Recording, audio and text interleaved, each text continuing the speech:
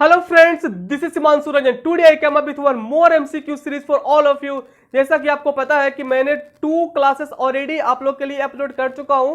From question number 1 से लेकर के क्वेश्चन नंबर 20 तक मेरा फर्स्ट वीडियोस में अपलोडेड था और फ्रॉम क्वेश्चन नंबर 21 से क्वेश्चन नंबर 40 तक मेरा क्वेश्चन नंबर 21 से 40 तक वीडियोस 2 में क्वेश्चन नंबर 21 से 40 तक वीडियो 2 में था. और जो भी इसके बाद का जो क्वेश्चन है मतलब 41 से लेकर के क्वेश्चन नंबर 60 तक हम लोग आज डिस्कस करने वाले हैं. एक चीज मैं और भी रिमाइंडर आपको दे दूं कि मेरे YouTube चैनल पे ऑलरेडी CMA इंटरमीडिएट लॉ का अपलोडेड है MCQ सीरीज. अगर आप नहीं देखे हैं तो जाकर के देख लीजिएगा. More than 20 videos are uploaded in my YouTube channel for CMA intermediate law. ठीक है, जाकर के जरूर देखिए. चलिए आज स्टार्ट करते हैं जो भी रिमेनिंग क्वेश्चन है. चलिए स्टार्ट करते हैं. चलिए क्वेश्चन नंबर 41 में आइए. क्वेश्चन नंबर 41 क्या बोलता है? Island duty allowance is exempted up to. Island duty is exempted up to. Island duty allowance कितना रुपया तक एग्जेम्प्ट होता है? ठीक है, पहले बात तो ये जान लीजिए, वो मैं बताऊंगा ही कितना एग्जेम्प्ट होता है. फर्स्ट ऑफ ऑल आपको ये जानना जरूरी है कि आइसलैंड ड्यूटी अलाउंस किसको मिलता है. आइसलैंड ड्यूटी अलाउंस जो हम लोग का जो आर्म्ड फोर्सेस है ना, जो हम लोग का देश का सेवा करते हैं, हम लोग का सेवा करते हैं, तो जो भी लोग आर्म्ड फोर्सेस में हैं, जो भी लोग, तो उनका जब पोस्टिंग होता है, लक्षद्वीप हो गया चाहे फिर अंडमान निकोबार में अगर उनका पोस्टिंग होता है तो उन लोग को आइसलैंड ड्यूटी अलाउंस उन लोग को मिलता है गवर्नमेंट के द्वारा. ठीक है, तो अगर 3250 रुपया का एग्जेम्पशन है, अगर 3250 रुपया तक मिलता है तो वो एग्जेम्प्टेड कैटेगरी में आता है. ठीक है, तो आइसलैंड ड्यूटी अलाउंस मिलता है हम लोग का जो भी है आर्म्ड फोर्सेस वाले जो भी जवान है उन लोगों को मिलता है आइसलैंड ड्यूटी अलाउंस. ठीक है, तो क्वेश्चन पे पूछा था कि island duty allowance is exempted up to. Island duty allowance is exempted up to 3250. ठीक है, 3250 रुपीज. ठीक है, 1 minute I will highlight it.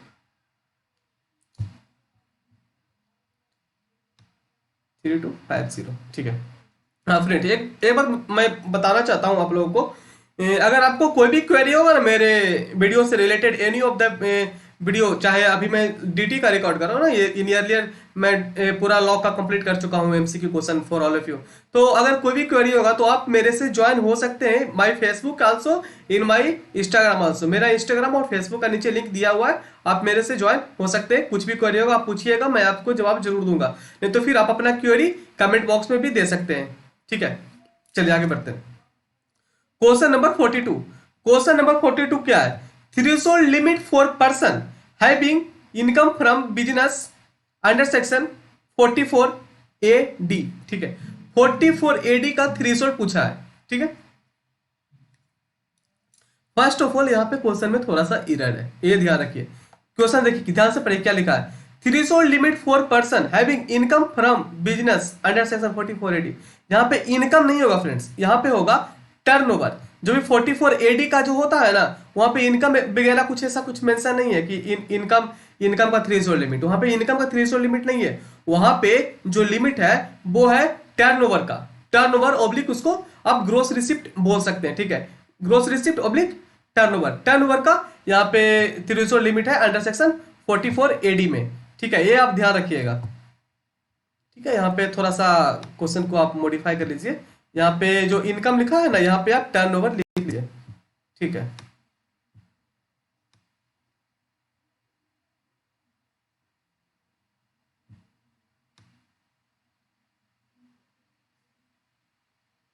ठीक है, यहाँ पे टर्नओवर हो जाएगा. ठीक है, threshold limit for person having turnover from business under section 44 AD. तो 44 AD का थ्रेशोल्ड लिमिट कितना है? 44 AD का जो टर्नओवर का जो थ्रेशोल्ड लिमिट है वो है 2 करोड़. ठीक है, जैसे कि मैं बता दूं आपको 44 AD क्या है. 44 AD एक प्रिजम्पटिव टैक्सेशन स्कीम है. आप जो भी SSC हैं उनके पास ऑप्शन है कि वो 44 AD का ऑप्शन ले सकते हैं. ठीक है, ये आपके ऊपर कंपलसरी नहीं होता है, ये आपके पास ऑप्शन है कि आप 44 AD के अंदर जा सकते हैं. ठीक है, 44 AD के अंदर जाने का बेनिफिट क्या है कि अगर आप 44 AD का अगर आप बेनिफिट लेना चाहते हैं तो फिर आप ठीक है आप 44 AD चूज करिएगा. तो इससे बेनिफिट ये होता है कि जो आपको जो बुक्स ऑफ अकाउंट्स मेंटेन करना पड़ता है अंडर सेक्शन 44 AA के अंदर, आपको बुक्स ऑफ अकाउंट्स मेंटेन करने का कोई जरूरत नहीं पड़ता है. एंड फिर आपको जो ऑडिट करवाना पड़ता है 44 AV के अंदर, तो अंडर सेक्शन 44 AV वो भी आपको ऑडिट करवाने का दरकार नहीं होता है। तो बहुत सारे जो एसएससी है, जो छोटे छोटे एसएससी है, स्मॉल बिजनेसमैन, जो भी आदमी है, जो भी इंडिविजुअल्स है, तो वो 44 AD को चूज करते हैं, ठीक है, क्योंकि उनको 2 करोड़ रुपया तक अगर उनका टर्नओवर होता है पूरे साल का, ठीक है, तो फिर उतना 2 करोड़ रुपया तक उनको कोई भी मेंटेन करने का जरूरत नहीं होता। कोई भी टर्नओवर अगर 2 करोड़ तक अगर टर्नओवर आ, तो कुछ भी उनको बुक्स ऑफ अकाउंट्स मेंटेन करने का जरूरत भी नहीं है, नहीं उनको ऑडिट करवाने का दरकार है। तो देखिए, बुक्स ऑफ अकाउंट्स मेंटेन करने का जरूरत नहीं है, तो उनका फिर जो अकाउंटेंट का जो खर्चा होता है उनका बच जाएगा। फिर ऑडिट करने का जरूरत नहीं है, तो फिर ऑडिटर का खर्चा वो बच जाएगा। तो छोटे एसएससी को रिलीफ देने के लिए 44 AD को लाया गया है, कि जिससे कि छोटे छोटे जो भी एसएससी है इसका फायदा उठा सकते हैं, ठीक है। ये ऑप्शनल है, ये ध्यान रखिएगा, सही, ठीक है फ्रेंड्स। तो threshold limit for person having turnover from business under section 44 AD 2 crore, ठीक है, 2 करोड़ रुपया तक आपके पास ऑप्शन है, ठीक है। चलिए आगे बढ़ते हैं। क्वेश्चन नंबर 42 का तो ऑप्शन डी हो गया, 2 crore. Next moving to question number 43। Question number 43 बोलता है tax to be collected at source in case of commission on sale of lottery ticket, ठीक है। Commission on sale of lottery ticket का बोला है कि tax to be collected at source in case of commission on sale of lottery ticket. First of all आप ध्यान रखिए, TCS नहीं लगता commission on sale of lottery ticket में, यहाँ पे लगता है टीडीएस। तो यहाँ पे भी आपको थोड़ा सा क्वेश्चन को मॉडिफाई कर लीजिए। यहाँ पे क्वेश्चन होगा tax to be deducted at source, ठीक है, tax to be deducted at source होगा। 1 minute,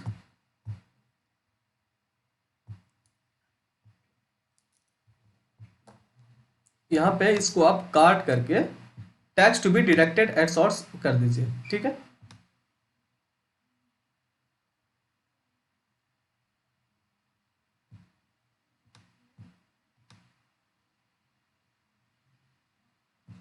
tax to be deducted at source in case of commission on sale of lottery ticket.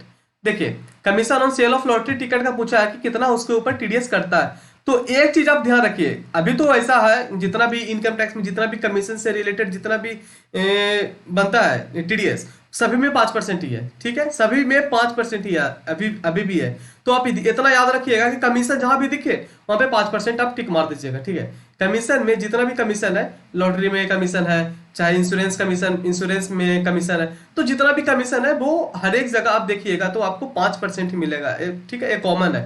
तो आप ट्रिक है, याद करिएगा, कहीं भी कुछ भी कमीशन पूछा अगर क्वेश्चन में, तो अगर ऑप्शन में 5% है तो 5% को टिक कर दीजिएगा, ठीक है। चलिए आगे बढ़ते हैं। क्वेश्चन नंबर 43 का ऑप्शन सी हो गया। Next moving to question number 44।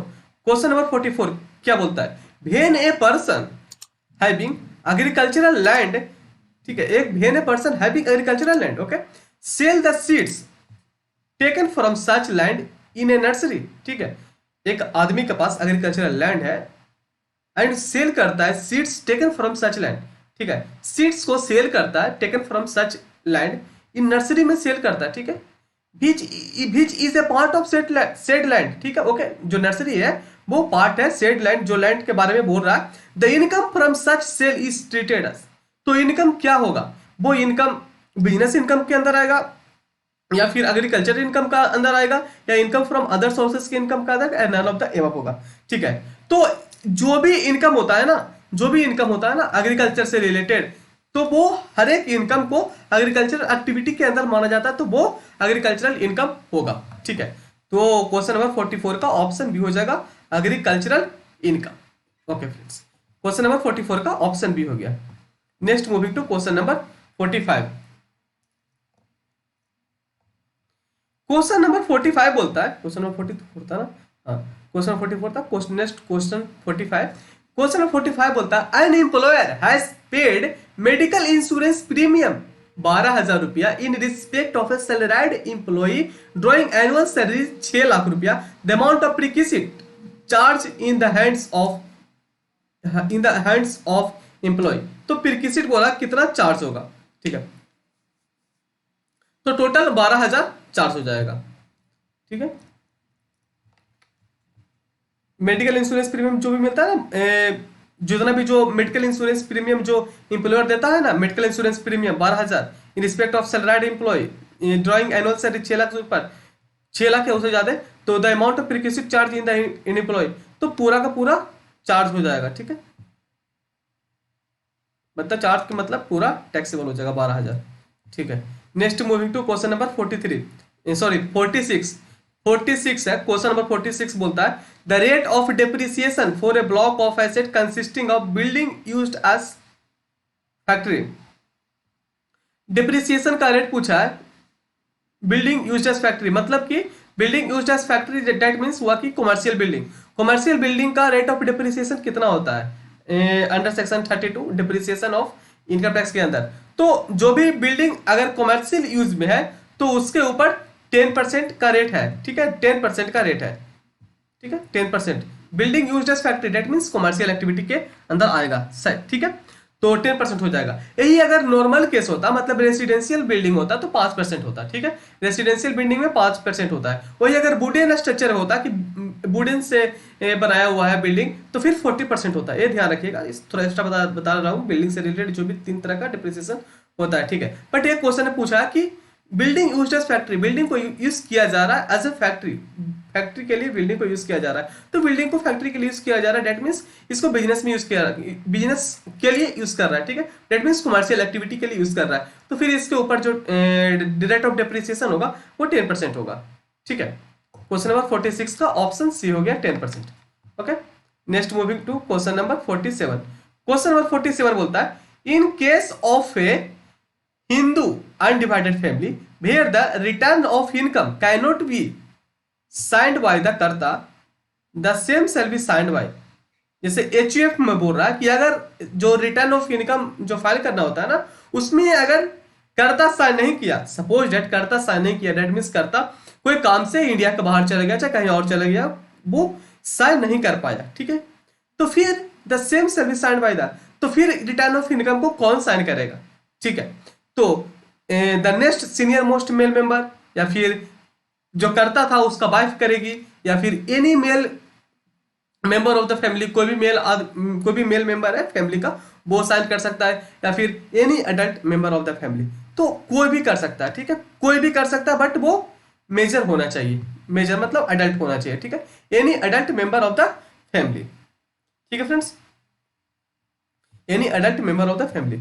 Next moving to question number 48, question number 48 में आते हैं। क्वेश्चन नंबर 48 बोलता है in case of an individual और HUF to determine whether certain TDS provision are attracted, ठीक है, certain TDS provision are attracted, what has to be seen is whether the person is subject to tax audit under section 44AB, ठीक है, तो जो 44AB में जो tax audit होता है वो उसका जो टर्न ओवर होता है वो लास्ट प्रीसीडिंग फाइनेंशियल ईयर का देखा जाता है, ठीक है, the immediately preceding financial year,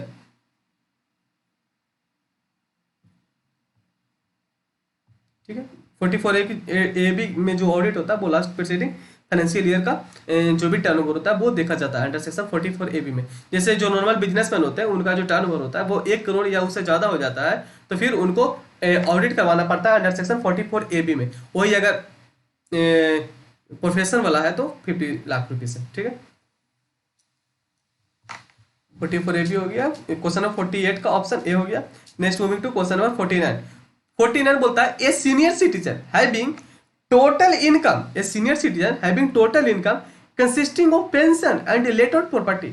एक सीनियर सिटीजन आदमी है, उसका इनकम है, उसका इनकम आता है पेंशन से आता है और रिलेटेड प्रॉपर्टी से आता है, ठीक है, मतलब कि उसका पेंशन आता है, बूढ़ा आदमी हो गया ना तो पेंशन आता है गवर्नमेंट के द्वारा, और फिर वो लेट आउट कर दिया अपना प्रॉपर्टी को, मतलब अपना घर वगैरह चाहे जमीन वगैरह को, तो फिर द इनकम अग्रेटिंग टू ₹6 लाख, ठीक है, must have paid advance tax during the financial year 15-16। तो क्या वो एडवांस टैक्स देगा?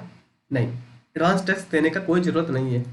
कोई भी सीनियर सिटीजन है जब तक उसका इनकम पीजीबीपी का इनकम नहीं हुआ, मतलब कि बिजनेस प्रोफेशन का जब तक उसका इनकम नहीं है, अब वो 60 प्लस है, 60 प्लस एज है उसका, 60 प्लस अगर एज है उसका, अगर उसका पीजीबीपी मतलब बिजनेस प्रोफेशन से इनकम नहीं है उसका, तो फिर उसको एडवांस टैक्स देने का जरूरत नहीं है, ठीक है। अगर वो सीनियर सिटीजन का पीजीबीपी के अंदर अगर इनकम होता, मतलब बिजनेस प्रोफेशन के अंदर उसका इनकम आता, तो फिर उसको एडवांस टैक्स देने का जरूरत पड़ता है, बट इस केस में उसका जो इनकम है वो, उसका जो इनकम है ना सीनियर सिटीजन का, वो बिजनेस प्रोफेशन के अंदर नहीं आता है, सिर्फ वो लेट आउट करता है तो उससे उसका इनकम आता है और पेंशन से आता है, तो फिर उसको एडवांस टैक्स देने का कोई दरकार नहीं है। ठीक है, तो फिर इसका आंसर हो जाएगा ए, 49 का ऑप्शन ए हो जाएगा नील। ठीक है, next moving to question number 50। 50 question पढ़िए। 50 क्वेश्चन बोलता है mister Ram ji is employed in ABC limited. Mister Ram ji employed होते हैं इन एबीसी लिमिटेड में। Who maintained a hospital for treatment of employee during the financial year 15-16। The value of medical benefit availed by Ramji family from the hospital 2,10,000। The amount of medical perquisite chargeable in income tax would B. तो कुछ भी अगर medical facility provide होता है या provide होता है employ को या फिर उसका फैमिली मेंबर को, तो वो अमाउंट जो होगा वो उसको नील माना जाता है। जितना भी मेडिकल प्रीक्विजिट होता है उसको नील माना जाता है। ठीक है, the amount of medical perquisite chargeable to income tax would be nil. ठीक है, तो क्वेश्चन नंबर 50 का ऑप्शन डी हो जाएगा नील। ठीक है, डी हो गया। अब आगे बढ़ते हैं क्वेश्चन नंबर 51। क्वेश्चन नंबर 51 देखिए। क्वेश्चन नंबर 51 बोलता है mister Lakshman occupied his apartment till December 2015। ठीक है, मिस्टर लक्ष्मण ऑक्युपाई करता है हिज अपार्टमेंट टिल 2015। ठीक है, December 2015 and thereafter occupied the quarter provided by employer. ठीक है, उसके बाद दिसंबर तक अपना जो भी उसका घर था, अपना घर में वो अपना अपार्टमेंट में रहा दिसंबर 2015 तक। उसके बाद वो क्वार्टर में रहने लगा जो उसका एम्प्लॉयर दिया। ठीक है, मतलब जनवरी से रहने लगा। The apartment of mister Lakshman was let out for ₹20,000 per month. और जो अपार्टमेंट में जो लक्ष्मण रह रहा था ना पहले, उसको वो लेट आउट कर दिया, मतलब कि किराए पर लगा दिया जनवरी से, जनवरी महीना से। ठीक है, the annual value of the property would be. तो बताइए कि एनुअल वैल्यू प्रॉपर्टी कितना होगा, एनुअल वैल्यू। ठीक है, तो यहां पे आप ध्यान रखिए,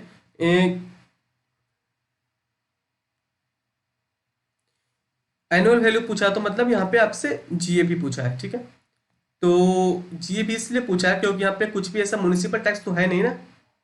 तो अगर म्युनिसिपल टैक्स नहीं है तो आप जीएबी ही बोलिएगा। अगर अगर यहाँ पे म्युनिसिपल टैक्स दिया रहता तो एनए भी आप बोल सकते थे, एनुअल वैल्यू से पूछा है तो।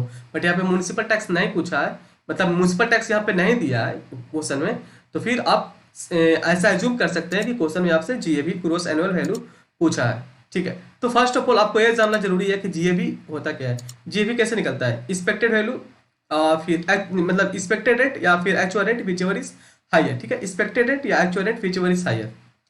थोड़ा सा मैं आप लोग के लिए लिख देता हूँ, थोड़ा ज़्यादा कॉन्सेप्ट क्लियर होगा।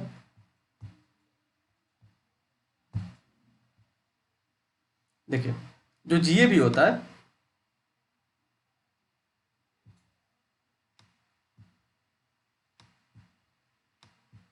वो होता है एक्सपेक्टेड रेंट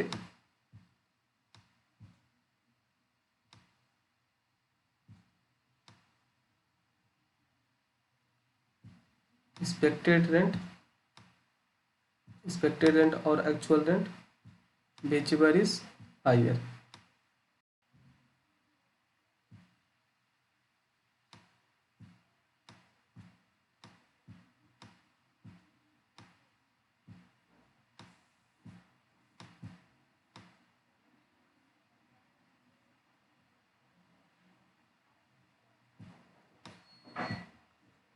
जीएबी होता है एक्सपेक्टेड रेंट और actual rent whichever is higher. ठीक है फ्रेंड्स, तो आप ये ध्यान रखिए कि मिस्टर लक्ष्मण बस लेट आउट, जो मिस्टर लक्ष्मण है वो अपने जो अपार्टमेंट जो रहता था उसको लेट आउट कर दिया 20,000 पर महीना जनवरी महीना से।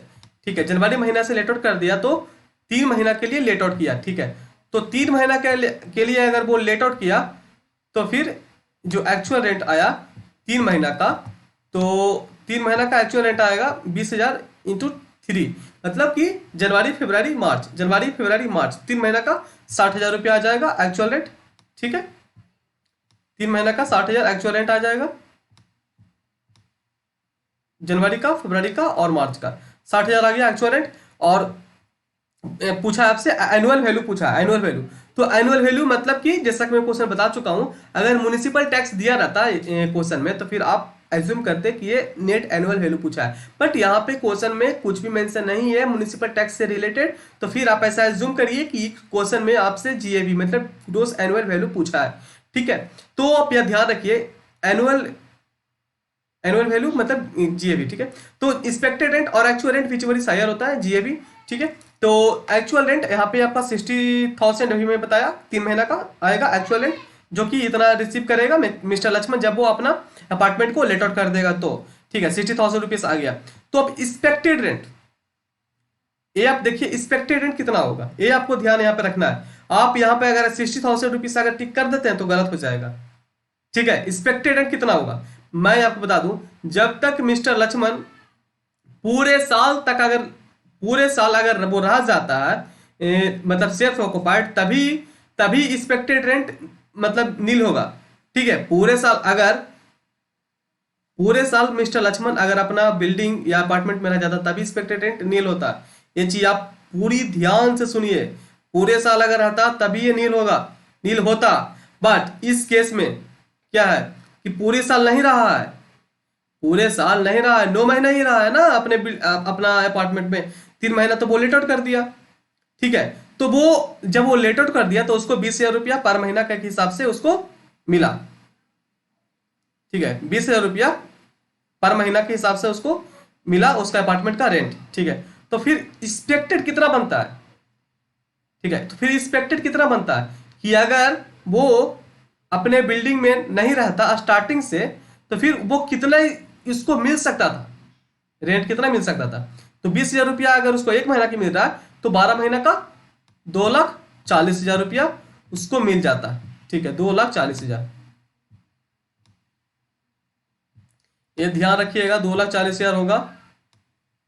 आप आंसर पे मत जाइएगा, इसका जो आंसर दिया हुआ है उसके आंसर पे मत जाइएगा, मैं जो बता रहा हूं वो आंसर आप लिखिएगा, टिक करिएगा। ठीक है, आप ऐसा कभी मत गलती करें कि जो नीचे का आंसर जो मतलब इस क्वेश्चन के जब इन होता है more than 200 question I think given है, तो टेस्ट का जो भी बुक है उसमें उसका आंसर पे मत जाइएगा, क्योंकि बहुत सारा एरर है थोड़ा। देखिए मिसप्रिंट होता है, इंसान ने जो भी क्वेश्चन पेपर को बनाए हैं तो थोड़ा मिसप्रिंट होता है, कहीं क्वेश्चन में भी थोड़ा सा एरर है तो होता है, उससे कोई बड़ी बात नहीं है, कितना सारा क्वेश्चन उन लोग को बनाना होता है। तो मैं जो बता रहा हूँ आप उसी आंसर पे आप स्टिक रहिएगा। ठीक है, तो एक्सपेक्टेड रेंट 2,40,000 हो जाएगा, 2,40,000। ठीक है, तो 2,40,000 हो गया एक्सपेक्टेड रेंट और एक्चुअल रेंट। तो जीएबी क्या होता है? एक्सपेक्टेड रेंट या actual rent whichever is higher, तो 2,40,000 हो जाएगा। ठीक है फ्रेंड्स, तो इसका आंसर हो जाएगा ऑप्शन बी,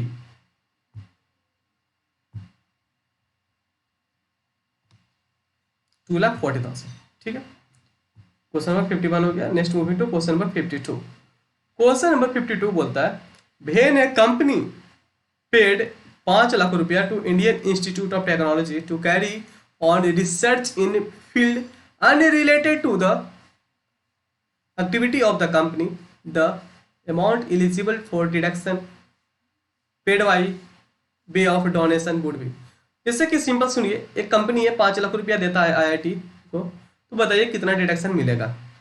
तो जो भी आईआईटी को अगर आईआईटी को डोनेशन देता है तो उसको ऊपर 150% मतलब कि जितना वो देगा कंपनी डोनेशन आईआईटी को, तो 150% उसका डिडक्शन मिलता है। ठीक है, तो 5 लाख अगर वो डोनेट कर रहा है तो डिडक्शन कितना मिलेगा? 7.5 लाख मिलेगा। ठीक है, 150% डेट मीन्स 7.5 लाख। ठीक है, देखिए 7.5 लाख कहाँ पे दिया? हाँ, 150% भी दिया, 7.5 लाख भी दिया। ठीक है, तो ऑप्शन डी को टिक करिए, 7.5 लाख फिर 150% भी दिया है, 150% डिडक्शन मिलता है आईआईटी को कंट्रीब्यूट करता है। तो क्वेश्चन नंबर 52 का ऑप्शन डी हो गया 7.5 लाख। ठीक है,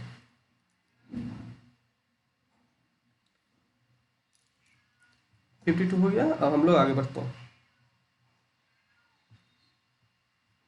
क्वेश्चन नंबर 53 में आइए। 53 क्वेश्चन नंबर है, बोलता है क्वेश्चन कि mister A has loss from regular business 8 lakh, mister A का लॉस है रेगुलर बिजनेस से 8 लाख का, and income from speculation business, speculation business से इनकम है 11 लाख का। His total income chargeable to tax would be, ठीक है, ऐसा बोला है क्वेश्चन में कि उसका लॉस है रेगुलर बिजनेस से, ठीक है, रेगुलर बिजनेस से उसका 8 लाख का लॉस है, ठीक है, बट उसका इनकम है स्पेकुलेटिव बिजनेस है, स्पेकुलेशन बिजनेस से, स्पेकुलेशन बिजनेस से उसका 11 लाख का इनकम है, ठीक है, तो his total income would be chargeable to tax. तो फिर बताइए कि कितना इनकम पे उनका टैक्स लगेगा, उस एसएससी का कितना इनकम पे टैक्स लगेगा। तो मैं आपको बता दूं, जो स्पेकुलेटिव जो भी बिजनेस होता है तो उसके इनकम के साथ ये सेटअप हो जाएगा, उसके स्पेकुलेटिव बिजनेस का इनकम से जो अदर बिजनेस, जो नॉर्मल बिजनेस होता है वो सेटअप हो जाएगा। नॉर्मल बिजनेस का लॉस जो है ना, ध्यान सुनिए, नॉर्मल बिजनेस का लॉस स्पेकुलेटिव बिजनेस इनकम के साथ सेटअप हो जाएगा। नॉर्मल बिजनेस का लॉस स्पेकुलेटिव बिजनेस इनकम के साथ सेटअप हो जाएगा, बट स्पेकुलेटिव बिजनेस का लॉस नॉर्मल बिजनेस के साथ सेटअप नहीं होगा, ठीक है। एक बार और सुनिए, रेगुलर बिजनेस का लॉस स्पेकुलेटिव बिजनेस के साथ सेट ऑफ हो जाएगा, बट स्पेकुलेटिव बिजनेस का लॉस नॉर्मल बिजनेस के साथ सेट ऑफ नहीं होगा, ठीक है। तो देखिए, नॉर्मल बिजनेस रेगुलर बिजनेस का लॉस है 8 लाख रुपया, and income from speculative business 11 lakh, तो फिर सेट ऑफ कर दीजिए, 8 लाख लॉस है, 11 लाख इनकम है, तो बचेगा 3 लाख रुपया, तो 3 लाख पे टैक्स देना पड़ेगा, ठीक है। तो his total income chargeable to tax would be 3 lakh रुपये, ठीक है। क्वेश्चन नंबर 53 का ऑप्शन ए हो जाएगा, ठीक है फ्रेंड्स। चलिए आगे बढ़ते हैं। क्वेश्चन नंबर 54, क्वेश्चन नंबर 54 बोलता है AOP association of person should consist of, जो एसोसिएशन ऑफ पर्सन होता है वो शैल कंसिस्ट ऑफ, तो association of person should consist of individual only, या person other than individual only, या फिर इंडिविजुअल एंड एचयूएफ ओनली, ठीक है। तो नन ऑफ द एबव, ठीक है, क्योंकि एसोसिएशन ऑफ पर्सन में सभी आते हैं। एसोसिएशन ऑफ पर्सन में इंडिविजुअल भी आ जाएगा, एक कंपनी भी आ जाता है, फॉर्म भी आ जाता है, ठीक है। तो सिर्फ यहाँ पे इंडिविजुअल नहीं होता है, यहाँ पे सिर्फ पर्सन अदर देन इंडिविजुअल नहीं होता है, इंडिविजुअल एंड एचयूएफ सिर्फ नहीं होता है, इसमें एसोसिएशन ऑफ पर्सन में कोई भी हो सकते हैं, इंडिविजुअल भी हो सकते हैं, कंपनी भी हो सकते हैं, फॉर्म भी हो सकते हैं, ठीक है, एचयूएफ भी, इंडिविजुअल, एनीथिंग, एनी सब आ सकते हैं एसोसिएशन ऑफ पर्सन में, ठीक है। तो यहाँ पे ऑप्शन डी हो जाएगा, ठीक है, नन ऑफ द एबव, जो ऊपर का 3 ऑप्शन दिया है वो नन ऑफ द एबव, ठीक है, क्योंकि इसमें सब आ जाते हैं। अगर ऑप्शन में नहीं यहाँ पे ओनली ओनली तो लिखा ना, गड़बड़ हो जाएगा। मतलब कि एसोसिएशन ऑफ पर्सन में सब आते हैं, इंडिविजुअल, एचयूएफ, कंपनी, फॉर्म, सब आ जाएगा एसोसिएशन ऑफ पर्सन में, ठीक है। एक एसोसिएशन ऑफ पर्सन होता है, एक बॉडी ऑफ इंडिविजुअल होता है। बॉडी ऑफ इंडिविजुअल अगर क्वेश्चन में रहता तो वहां पे सिर्फ इंडिविजुअल होता, ठीक है। बॉडी ऑफ इंडिविजुअल में सिर्फ इंडिविजुअल होता, but in case of association of person इसमें सब आ जाते हैं, इंडिविजुअल, एचयूएफ, कंपनी, फॉर्म, ठीक है। कॉन्सेप्ट क्लियर, आगे बढ़ते हैं। क्वेश्चन नंबर 54 हो गया, हम लोग आगे बढ़ रहे हैं क्वेश्चन नंबर 55। क्वेश्चन नंबर 55 बोलता है an Indian company where place of effective management is outside India. Indian company है बट उसका place of effective management outside India है, शैल बी, ठीक है। देखिए ये ध्यान रखिए, इंडियन कंपनी है, उसका प्लेस ऑफ इफेक्टिव मैनेजमेंट कहीं हो मैटर नहीं करता है, इंडियन कंपनी है ना, उसको इंडियन रेसिडेंट माना जाएगा, ठीक है। पोएम कहीं हो मैटर डजंट मैटर, अगर इंडियन कंपनी है पोएम कहीं भी हो मैटर नहीं करता है, ठीक है। पोएम मतलब होता है कि जहाँ पे डिसीजन वगैरह लिया जाता है, यही होता है पोएम। कोई बहुत बड़ा चीज नहीं है पोएम, मतलब कि प्लेस ऑफ इफेक्टिव मैनेजमेंट। बहुत लोग सोच रहे होंगे पोएम क्या बोल रहा है, पोएम सुना रहे, पोएम नहीं, पोएम डेट मीन्स इसका शॉर्ट फॉर्म में हम लोग बोलते हैं प्लेस ऑफ इफेक्टिव मैनेजमेंट, ठीक है। तो place of effective management that means कि जहाँ पे डिसीजन लिया जाता है कंपनी का पूरा डिसीजन, तो उसी को प्लेस ऑफ इफेक्टिव मैनेजमेंट बोला जाता है, ठीक है फ्रेंड्स। तो पूछा क्वेश्चन था कि an Indian company where place of effective management outside India, place of effective management outside India, फिर भी अगर इंडियन कंपनी है तो फिर उसको इंडिया का रेसिडेंट माना जाएगा,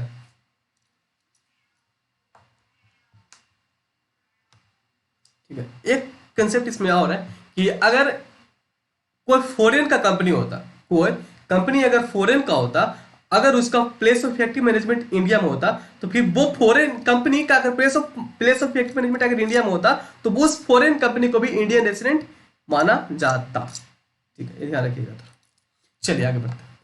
क्वेश्चन नंबर 55 का हो गया ये, अब क्वेश्चन 56 में आते हैं। क्वेश्चन नंबर 56 बोलता है casual income received by the assessee. जो कैजुअल इनकम होता है, कैजुअल इनकम को पूरी तरह से टैक्सेबल किया जाता है, ठीक है। Casual income received by SSC को पूरी तरीके से टैक्सेबल किया जाता है। तो कैजुअल इनकम क्या होता है? कैजुअल इनकम होता है, जैसे देखिए आप लॉटरी में कुछ पैसा जीत जाते हैं, चाहे आप केबीसी में जाते हैं ना अमिताभ बच्चन के सामने, हेलो देवियों सजनों, आप लोगों का केबीसी में स्वागत है, मतलब ठीक है। मैं एक्टिंग थोड़ा करता हूँ बट अमिताभ बच्चन की तरह तो कोई नहीं कर सकता, ठीक है। तो अगर आप केबीसी में पार्टिसिपेट करने जाते हैं, चाहे कोई भी आप गेम शो में जाते हैं, तो वहां से अगर आप कुछ भी जीतते हैं, चाहे आप विनिंग फ्रॉम लॉटरी से जीते हैं, चाहे फिर आप हॉर्स रेस से जीते हैं, तो फिर आपका जो भी इनकम होता है वो कैजुअल इनकम के अंदर आता है, ठीक है। तो जो भी कैजुअल इनकम के अंदर आता है वो टैक्सेबल होता है, फुली टैक्सेबल होता है, उसमें कोई एग्जेम्पशन नहीं होता है। जैसे कि आपको पता है कि जो भी आप लॉटरी से इनकम आप गेन करते हैं, इनकम आपका होता है, तो उसमें अगर कुछ भी आप एक्सपेंस किए चाहे लॉस किए तो वो डिडक्ट नहीं होता है। यहाँ से थोड़ा सा मैं बता देता हूँ आपको। सपोज डेट आप लॉटरी में 20,000 जीत गए, ठीक है। सपोज डेट आप लॉटरी में 20,000 रुपया जीत गए, 20,000 लॉटरी में जीत गए, बट 20,000 रुपया जीता ना, और में 10 लाख रुपया पहले आप लॉस कर चुके थे। Suppose that first of all you loss your 10,000 rupees and then after you won 20,000 rupees, ठीक है। तो बाद में 20,000 रुपये जीते, बट पहले तो 10 रुपया कमा चुके थे ना। तो आप बोलिएगा ना कि ये गवर्नमेंट 10,000 रुपया पाए, 10 रुपया पहले हम जो लॉस किए थे ना उसको थोड़ा सा माइनस कर दो ना। तो गवर्नमेंट बोला ना ना ना ना, ना जितना आप जीते पूरा पे टैक्सेबल होगा, यहाँ पे कुछ भी डिडक्शन नहीं होता, नहीं आपका एक्सपेंस इसमें माइनस होगा, नहीं आपका लॉस माइनस होता है। जो भी लॉटरी इनकम, चाहे विनिंग फ्रॉम हॉर्स रेसेस, चाहे जो भी कैजुअल इनकम है, इसमें ना एक्सपेंस आपका डिडक्शन होगा, नहीं आपका लॉस डिडक्शन होगा, ठीक है। ध्यान रखिएगा, तो ना एक्स्ट्रा बता दिया आपको। चलिए क्वेश्चन नंबर 56 का ऑप्शन सी हो गया। हम लोग आगे बढ़ते हैं। Question number 57। क्वेश्चन नंबर 57 बोलता है फ्री मील वर्थ रुपीज 120 रुपया per meal for 200 days provided by the employer during working hour in a remote area. Remote area में अगर फ्री मील आपको दे रहा है 120 रुपया पर मील, 200 दिन आपको दिया एम्प्लॉयर आपको वर्किंग आवर में, बट आप काम कर रहे थे रिमोट एरिया में, तो बताइए कि 50 रुपया पर मील एग्जेम्प्ट होगा कि टैक्सेबल होगा अप टू 50 रुपीज पर मील, या पूरी तरह से आपके ऊपर एग्जेम्पशन दिया जाएगा, पूरी एग्जेम्प्ट कर दिया जाएगा कि पूरा टैक्सेबल होगा। तो मैं बता दूं, अगर ये नॉर्मल केस होता, रिमोट एरिया में ऐसा नहीं होता, तो 50 रुपया का एग्जेम्पशन मिलता है। जनरली 50 रुपये का एग्जेम्पशन मिलता है, रिमोट एरिया ना होता तो। बट यहाँ पे थोड़ा सा ट्विस्ट है, यहाँ पे आपको रिमोट एरिया यहाँ पे क्वेश्चन में डाल दिया। तो जैसे ही रिमोट एरिया डाल दिया क्वेश्चन में, तो थोड़ा सा क्वेश्चन को मॉडिफाई कर दिया है। तो अगर रिमोट एरिया क्वेश्चन में है तो फिर यह पूरी तरह से एग्जेम्प्ट किया जाएगा, ठीक है। तो पूरी तरह से ये एग्जेम्पशन है, तो फुल्ली एग्जेम्प्ट होगा इसका आंसर, ठीक है फ्रेंड्स। आगे बढ़ते हैं। Question number 58। क्वेश्चन नंबर 58 देखिए क्या बोल रहा है। Unrealised rent of a property shall be excluded from. जो अनरियलाइज्ड रेंट होता है ना of a property shall be excluded from, तो जो भी रियलाइज होता है अनरियलाइज्ड रेंट वो माइनस होता है एक्चुअल रेंट से। जनरली आप जब एचपी हाउस प्रॉपर्टी का जो भी आप सम बनाते होंगे, तो आप एक्चुअल रेंट से उसको माइनस करते होंगे अनरियलाइज्ड रेंट को, ठीक है। हाउस प्रॉपर्टी में जब सम बनाते होंगे तो जनरली आप करते हैं, ठीक है। बट यहाँ पे तो एक्चुअल रेंट दिया नहीं है ना, एक्चुअल रेंट तो आपको दिखाई नहीं दे रहा है यहाँ पे। तो फिर आप अनरियलाइज्ड रेंट को किससे माइनस करिएगा? अनरियलाइज्ड रेंट ऑफ प्रॉपर्टी किससे माइनस करिएगा? अगर क्वेश्चन में आपको एक्चुअल रेंट ना दिया है तो आप अनरियलाइज्ड रेंट को माइनस करने का कोई नहीं मिल रहा है, तो फिर आप इसको आप जीएवी से माइनस करिएगा, ठीक है। तो इसका आंसर हो जाएगा जीएवी, मतलब कि ग्रोस एनुअल वैल्यू, ठीक है, ग्रोस एनुअल वैल्यू, ठीक है फ्रेंड्स। तो क्वेश्चन नंबर 58 का ऑप्शन ही हो जाएगा 58। क्वेश्चन नंबर 58 का ऑप्शन है gross annual value. Question number 59 में देखिए, क्वेश्चन 59 बोलता है deduction under section 32 AD is allowed to. Deduction under section 32 AD is allowed to. तो 32 AD था क्या, है क्या? 32 AD है कि न्यू इन्वेस्टमेंट टेक्नोलॉजी के लिए आप खर्च करते हैं, तो उसी में होता है। कुछ है कि नोटिफाइड एरिया को फिक्स कर दिया गया कि यहाँ पे अगर आप एक्सपेंस करते हैं तो आपको कुछ एक्स्ट्रा डिडक्शन छूट आपको देता है गवर्नमेंट, ठीक है। तो deduction under section 32 AD is allowed to, ये कॉर्पोरेट को भी मिल सकता है एंड नॉन कॉर्पोरेट एससीसी को भी मिल सकता है, बट ये नोटिफाइड एरिया फिक्स कर दिया गया है। ये गवर्नमेंट कुछ नोटिफाइड एरिया को फिक्स कर दिया गया है कि अगर आप यहाँ पे फैक्ट्री या फिर आप कुछ भी जो गवर्नमेंट बोलता है अगर आप खोलते हैं और जिससे कि उस एरिया में कुछ डेवलपमेंट वर्क होता है, तो क्या होता है ना कि सपोज डेट कोई एरिया को नोटिफाइड इसलिए किया जाता है कि बहुत पिछड़ा हुआ जगह है जहाँ पे कुछ भी ऐसा कुछ अवेलेबल नहीं है, तो वहाँ पे अगर फैक्ट्री वगैरह लग जाता है ना तो वहाँ का लोगों का सोर्स ऑफ इनकम इंक्रीज हो जाता है, ठीक है, डेली एम्प्लॉयमेंट इंक्रीज हो जाता है ना, तो इसलिए नोटिफाइड एरिया को ऐसा किया जाता है कि वहाँ पे लोग जाकर फैक्ट्री खोले। तो फैक्ट्री लोग इसलिए खोलते हैं क्योंकि वहाँ पे गवर्नमेंट आपको छूट देता है, तो आप छूट लेने के चक्कर में वहाँ पे आप फैक्ट्री खोलते हैं, बट गवर्नमेंट का मोटिव तो होता है कि वहाँ पे एम्प्लॉयमेंट जनरेट करने का होता है और थोड़ा सा उधर का लोगों का एम्प्लॉयमेंट तो हो ही जाएगा, उसके बाद थोड़ा डेवलपमेंट वर्क भी हो जाएगा, तो इसलिए ये करते हैं। तो 32 एडी है कि deduction under section 32 AD is allowed to corporate and non corporate assessee in notified area, ठीक है फ्रेंड्स। तो क्वेश्चन नंबर 59 का ऑप्शन सी हो गया। हम लोग अब क्वेश्चन नंबर 60 में आते हैं। क्वेश्चन नंबर 60 बोलता है, question number 60, for the purpose of computation of capital gain security transaction tax is, for the purpose of computation of capital gain, जब कैपिटल गेन को आप कंप्यूट करते हैं तो सिक्योरिटी ट्रांजेक्शन के साथ आप क्या करते हैं, तो सिक्योरिटी ट्रांजेक्शन के साथ आप उसको नाइदर अलाउड करते हैं, neither allowed as deduction nor as a part of cost, ठीक है। तो जो एसटीटी होता है मतलब सिक्योरिटी ट्रांजेक्शन टैक्स होता है, नहीं उसको आप अलाउड करते हैं, note neither allowed as deduction, नहीं उसको आप अलाउड करते हैं डिडक्शन और नोट फॉर्म ऑफ कॉस्ट, ठीक है फ्रेंड्स। तो आज हम लोग क्वेश्चन नंबर 60 तक ही रखते हैं और जो भी रिमेनिंग क्वेश्चन है वो मैं आपके लिए कल डिस्कस करूंगा, ठीक है। तो आज हम लोग 60 तक ही रखते हैं। हाँ, एक तो याद रखिएगा क्वेश्चन इतना सारा आप लोग के लिए डिस्कस करता हूँ, थोड़ा सा लाइक कर दीजिएगा यार और थोड़ा सा कमेंट कर दीजिएगा, थोड़ा अच्छा लगेगा। तो थोड़ा सा कमेंट करते हैं तो लगता है कि हाँ थोड़ा आपको अच्छा लगा, तो आप कमेंट कर रहे हैं, मतलब अच्छा कमेंट करिएगा, ठीक है। अच्छा लगा होगा तभी कमेंट करिएगा, ऐसा नहीं जबरदस्ती नहीं है कि कमेंट करना जरूरी होता है। आपको अगर अच्छा लगे तो कमेंट कर दीजिएगा और थोड़ा सा शेयर कर दीजिएगा ना अपना दोस्त लोग के साथ, जो भी आपका फ्रेंड लोग हैं, चाहे खास फ्रेंड है, चाहे जो भी हैं, शेयर कर दीजिएगा, जैसे भी शेयर करना करिएगा ताकि चैनल और भी ग्रो हो। जितना चैनल ज़्यादा ग्रो होगा उतना ज़्यादा मैं आप लोगों के लिए हेल्प करने वाला हूँ। देखिए जितना ज़्यादा व्यूज़ मिलता है उतना ज़्यादा आदमी को काम करने का मन होता है, ठीक है। इससे तो मेरे को कुछ बेनिफिट होता नहीं है, आपको भी पता है। यूट्यूब पे क्या बेनिफिट होगा ये आपको भी पता है। सिर्फ इंसान इसलिए मेहनत करता है यूट्यूब पे कि लोगों को फायदा हो। देखिए हम लोगों के पास जो भी थोड़ा भी नॉलेज है, जिससे ये होता है कि चलिए मैं पहले तो फाइनल वाले के लिए रिकॉर्ड करके मैं पूरा अपलोड कर चुका हूँ, फिर मैं सोचा कि चलो जब फाइनल वाला कर दिया हूँ तो छोटा वाला जो भी भाई लोग हैं तो उन लोग भी नाराज ना हो, तो आप लोगों के लिए भी मैं सोचा कि चलो इस टर्म वाले को इंटरमीडिएट वाले को भी कर देता हूँ। लास्ट अटेम्प्ट में मैंने फाइनल वाले के लिए बहुत सारे वीडियोस अपलोड किया था और फाइनल वालों ने भर भर के फायदा उठाया, भर भर के फायदा उठाया।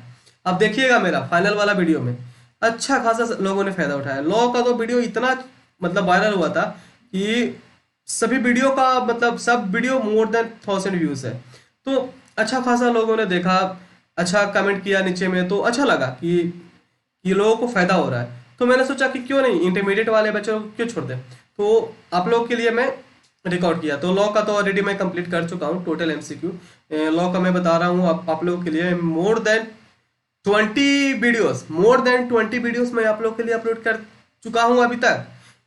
मोर देन 20 वीडियोस अगर आप नहीं देखे हैं तो जाकर देख लीजिए, मिस मत करिए। बहुत ही अच्छा एकदम एनालिसिस करके आप लोग के लिए मैं डिस्कस किया हूं, तो जाकर के देख ही लीजिएगा। लॉ का एमसीक्यू टोटल अपलोडेड है, प्लेलिस्ट पे चेक करिएगा, तो ऐसे भी सर्च करिएगा ना, कुछ भी चैप्टर सर्च करिएगा सीएमए इंटरमीडिएट का, कुछ भी bonus act gratuity act separate videos भी अपलोडेड है। तो सीएमए इंटर लॉ करके CMA inter law MCQ search करिएगा, CMA inter law MCQ search करिएगा। तो अगर आप सर्च करिएगा तो अगर आपका लिस्ट में मोबाइल में अगर 10 ठो अगर ऊपर आया तो उसमें अब दो या 3 ठो वीडियो मेरा ही रहेगा, ठीक है। तो आप वहां से आप देख सकते हैं, नहीं तो फिर आप एक और ऑप्शन है, अगर आपको सिर्फ मेरा ही चाहिए तो फिर आप मेरा प्लेलिस्ट जाकर देख लीजिए, प्लेलिस्ट से मिल जाएगा, पूरा अवेलेबल हो जाएगा पूरा वीडियो। तो फायदा उठाइए और थोड़ा सा मेरे को भी फायदा करिए। फायदा मतलब होता है कि थोड़ा सा लाइक मार दीजिए, इससे मोटिवेशन मिलता है। थोड़ा सा कमेंट कर दीजिए, थोड़ा अच्छा वाला कर दीजिएगा, और कि आदमी खुश हो देख करके। ऐसा मत कर दीजिएगा कि गुस्सा आ जाए, ठीक है। जो और थोड़ा सा शेयर कर दीजिएगा दोस्त, ठीक है। चलिए वीडियो यहीं तक रखते हैं, और आगे का जो भी क्वेश्चन है हम लोग कल डिस्कस करने वाले हैं, ठीक है। थोड़ा सा वीडियो को लाइक शेयर कर दीजिए, और अभी तक चैनल सब्सक्राइब नहीं किया तो चैनल को सब्सक्राइब कर दीजिए। चलिए ठीक है, मिलते हैं कल। थैंक यू आज के लिए।